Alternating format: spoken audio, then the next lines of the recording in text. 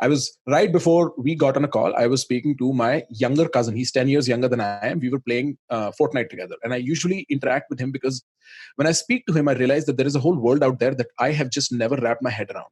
And there are words in these words that I have never really understood what they mean. So I was playing with him, and another guy joins our party, and my younger cousin's like, dude, this guy's sweat. And I'm like, sweat? What do Yeah. you mean Sus. sweat? You're sus. Right? I get like I've been hearing like a lot of these like Gen Zs like sus or like this. I'm like, can you not spell the entire word out? And how far out are you and I, extremely internet savvy people, extremely socially active people, away from this Gen Z? My point is, how does this linguistic fissure just appear out of nowhere? And he was 12 last year. Where is this language coming from? I'm so surprised. What do you think about that? I think we all have and I guess it has to do with age at the end of the day, right?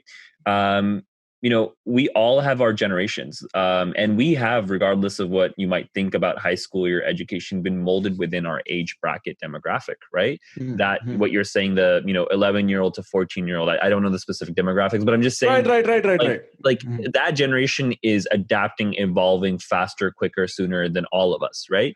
Right. And this is scientifically proven. It was in some neuroscience magazine, and we actually used that article to approach one of the high courts in terms of our litigation and BIL, is that the development of the human brain, right, has significantly increased. So let's say the 10-year-old now is significantly, I guess, more aware, smarter than like the 10-year-old in like the 1900s, et cetera. It was some study that was being done, and it seems that way as well. Maybe not necessarily more developed, but more conscious and aware. I mean, I look obviously at my own family, my cousins, and they're like brilliant. I'm like, what the hell? Like, if and I work with a lot of young people, and I see that demographic bracket where there are these people that are just going into freshman year, incredibly intelligent, incredibly smart. I'm just like still making typos where they're like like complicated coding software so nobody will ever make typos, right? Yeah, I mean, just like it's like it's incredible to see that, but I don't think it's necessarily.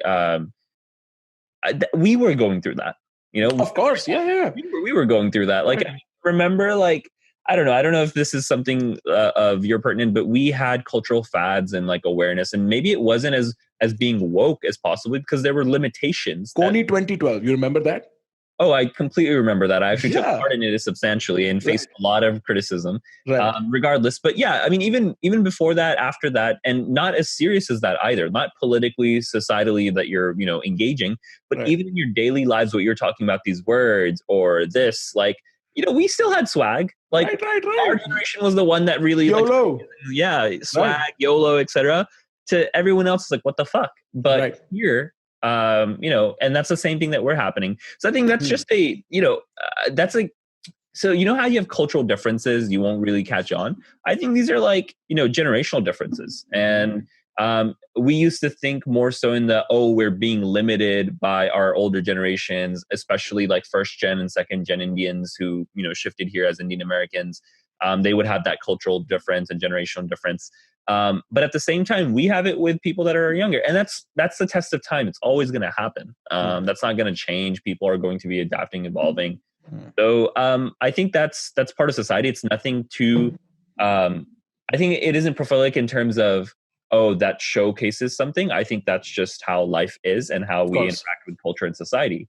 Every demographic will have a different set of for sure ways, identities that they prescribe with. Right. I mean, and I'm with you on that, right? The way I say it is that every time my dad's AC would stop working, he'd call me to find how to operate the remote. And every time I need a new Discord server put up, I'm going to call up my younger cousin. Like the difference is I was the guy who was technically adept at one point. It is just that technology was way faster than my awareness was. And so, automatically the inheritors of natural access are my younger cousin. They understand automatically. So, I mean, I agree as far as the fact that this is going to happen is an agreeable concept to me. But I think what has changed, firstly, is that it's not just that there is only 2 levels of complexity. It is that there is n level of complexity. Like there is so many. Social media promotes variance in culture. There is so many subcultures which have so many subcultures which have so many subcultures that can remain insulated long enough for them to never talk to each other, that we create an extremely,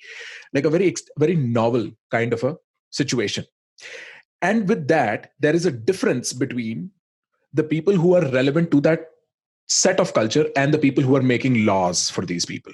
You see what I mean? Like the fact that everybody in America who was in the race to become a president was over 70 something years. The fact that all our leaders, like you contest in India, are way too old to be leading a population that is so inherently complex within itself.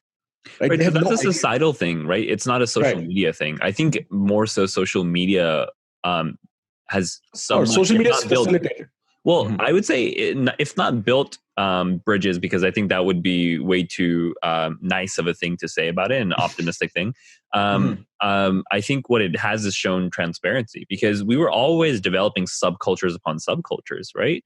We stick to what we know, we stick to what we're comfortable with. But for the first time ever, I, as a, Desi, can look into what Black Twitter is doing and the trends that are going on Black Twitter, and understand the lingo, understand what the issues are, and if not, completely comprehend, at least be aware of this is happening. That's Mhm. only because of trust me, like of social media. There is no academic journal that I can figure out.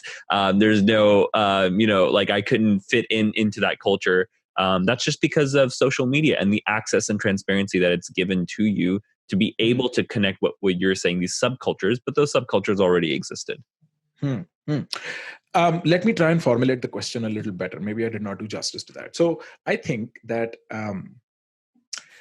we can no longer be looking at social media, especially after coronavirus and what has happened, as an adjunct to the physical space. I think it has become a space unto itself in the sense that it has rules and principles and premises of its own operation, but it shares this weird kind of a relationship with reality.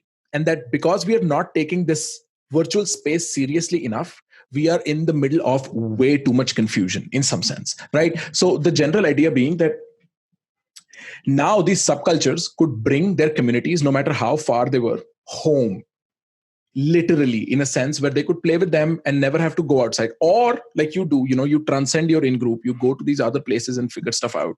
But the people who are supposed to make sense of this have no idea that this exists at the bottom. You see what I mean? There is a massive disconnect between Do you people who think are so? Because Mhm. what Donald Trump does as a 75-year-old, or I don't even know his specific age, is absolutely trying to get into those subcultures over social media. I mean, Mhm. it's pandering the base, but it's inciting, okay, think about it this way. A lot of Mhm. your viewers are in India. When Donald Mhm. Trump first came to the United States as his visit, I think in March, what did he Mhm. do? Before he landed, he retweeted two basically mentions. One was a Bahubali remix of him, trashing everything, and he retweeted that, and it got like 30,000, 40,000 retweets, etc. Now that, excited, incentivized not just, let's say, the Telugu community, Mhm. but it was like, oh, like, this is Donald Trump, right? And that's a meme that he was sharing, and it worked. Right. Mhm. Same thing. Ivanka Trump quoting Diljit Dosanjh, etc., and bantering with him on Twitter. Right. They completely understand the game. I wouldn't say they don't.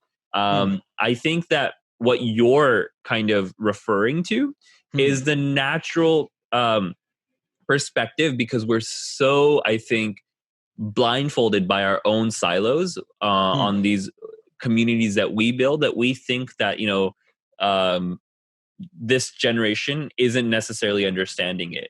Mhm. Whereas it is actually that many, not all of them, obviously, your grandmother, my grandmother, probably not, right? And my Mhm. grandmother just started using an iPad. Right. But there is a class of people, specifically the political class that you were referring to, that Mhm. truly knows and understands how to incentivize, to excite, to provoke, evoke, Mhm. all the adjectives that you can kind of think of, Mhm. to really, really get these people going. And Mhm. it's not in the same way of, let's say, doing pretentious podcast, right? But it's Mhm. in the same way of, sending a shit ass good morning message, but Mhm. with, a Ram picture on it. And that Mhm. incentivizes people to really get out there.